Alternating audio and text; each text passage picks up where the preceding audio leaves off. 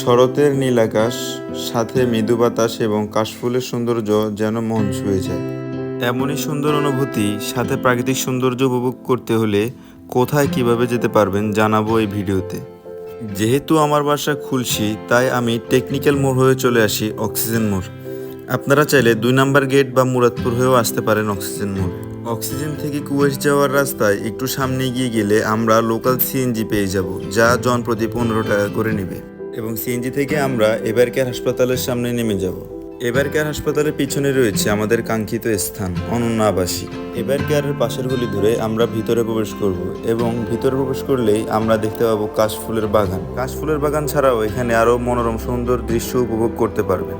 এখানে নানা ধরনের দোকান আছে এবং একটি রেস্টুরেন্টও আছে। আপনারা চাইলে এখানে বসে কিছুক্ষণ সময় কাটাতে পারেন।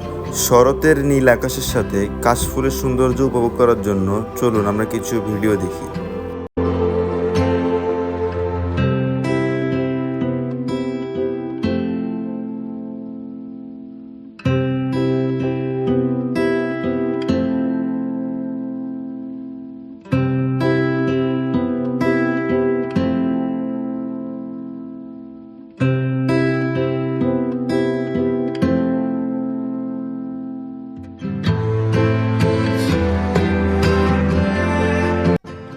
সকলকে অসংখ্য ধন্যবাদ আমার ভিডিওটি শেষ পর্যন্ত দেখার জন্য।